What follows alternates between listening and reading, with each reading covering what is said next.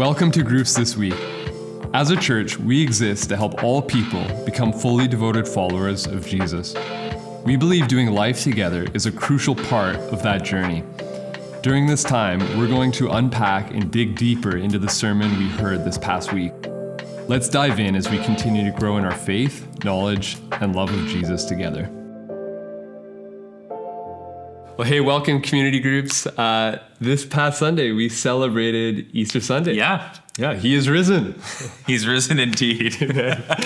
Well, Sam, you looked at 1 Corinthians 15 on Sunday, but we also looked at Good Friday on Friday. Big weekend. Yeah. And maybe what I want to say before we even get into the talk is just a huge thank you. I think a lot of people who are watching this video, so many different groups were involved in serving in different ways, from the egg hunt to Easter weekend and decor and welcoming and hosting and all the rest of it. And so Easter weekend takes, at least 100 people, maybe more, to pull off at CA Church. Mm-hmm. And just so incredibly grateful that you would welcome and make space for people to come in and hear the good news of the gospel. And so appreciate you. Mm-hmm. But you're right. We gathered on Good Friday, all campuses together at Mariner, and we looked at that final phrase from Jesus on the cross. Right. So we've been sitting at the foot of the cross for 7 weeks, looking at the different phrases, and David finished it off with "It is finished." Mm-hmm. And so why don't you just give us real quick, what is Jesus saying when he says "It is finished"? Yeah. So we finished the sermon series, but Jesus said it is finished. And really what he's saying is that he has completed and accomplished all the work that the Father had set before him. He had accomplished the Father's will in his lifetime, and he had now paid the complete penalty for sin. Wow. The Father's wrath had been poured out. Jesus had absorbed that. And he is, because Jesus is eternal and he's holy, he's a one-time perfect sacrifice for sin. We no longer have to sacrifice animals, turn to the Old Testament sacrificial system. He's establishing the new covenant. And so it is finished. Jesus' work has been completed. Yeah. Final, once and for all. Yeah. I love it. Amen. So much in there. And then we did Holy Saturday, and then Easter Sunday was just a massive celebration across all campuses as we celebrated the resurrection of Jesus and the hope we have because of him. Yeah, and thanks for preaching to us, Sam, at the morning services. So much fun. And you went to 1 Corinthians 15, and I'm just going to read verses 3 to 8, just kind of frame the rest of our conversation. So the Apostle Paul says, "For I delivered to you as of first importance what I also received, that Christ died for our sins in accordance with the Scriptures, that he was buried, that he was raised on the third day in accordance with the Scriptures, and that he appeared to Cephas, then to the 12. Then he appeared to more than 500 brothers at one time, most of whom are still alive, though some have fallen asleep. Then he appeared to James, then to all the apostles. Last of all, as to one untimely born, he also appeared to me."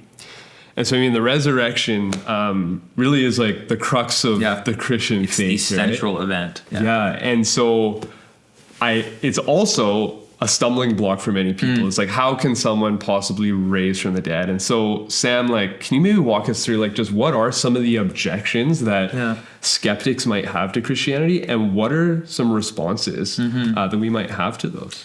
Yeah, there's all sorts of different ways that people have tried to explain what happened on that first Easter Sunday.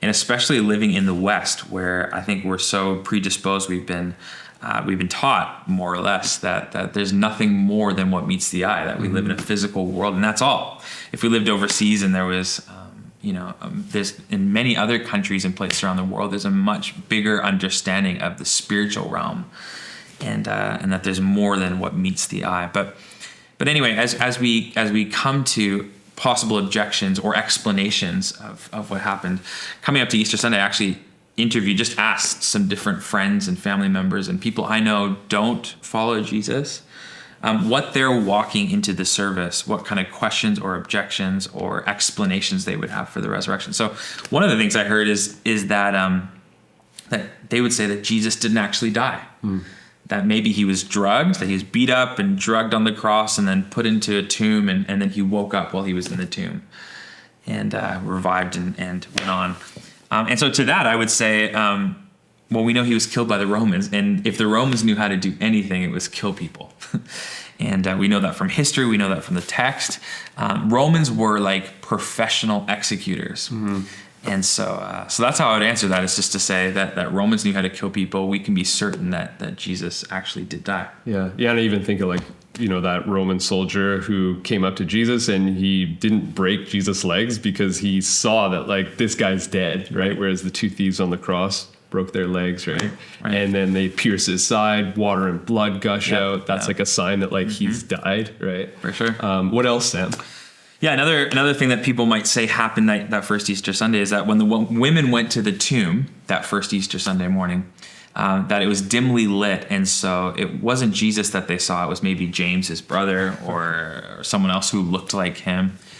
And my response to that one would be to say, maybe so, but they would have found out soon enough. And so while the women were the first ones to get to the tomb and to see the risen Jesus, they weren't the only ones. And you just read that in 1 Corinthians 15, that Jesus appeared to the disciples. He appeared to his little brother James. He appeared to 500 other people who at the time of Paul's writing of 1 Corinthians were still alive. So he's saying, you got questions, go talk to Joe at the butcher shop. Ask him. He saw it. He talked to Jesus. Go talk to Rachel, the seamstress, or whatever. And so that's how I would answer that one.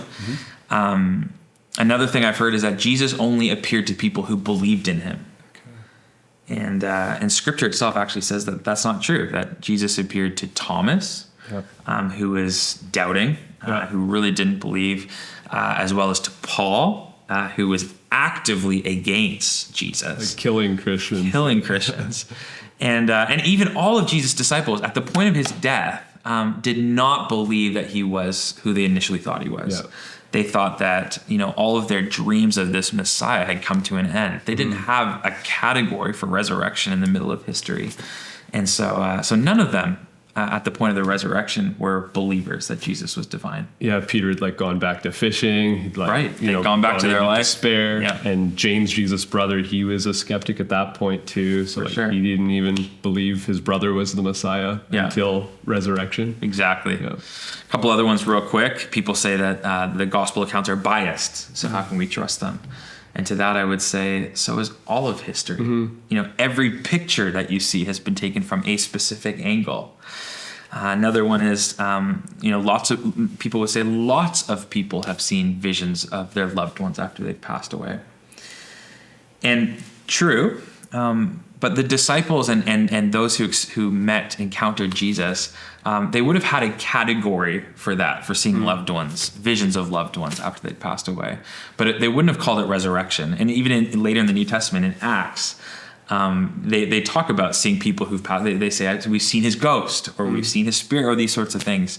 And so, while that's absolutely true, people do see visions, they would certainly not have described it as resurrection. This was something completely different. Yeah, it makes me think of like kind of hallucination theory, which is maybe similar, but like the fact that Jesus appeared to 500 brothers at one point, like attests to the fact that like, with hallucination, it's an individual experience. Like it's very subjective, but like a whole group does not have the same collective hallucination or vision. Right?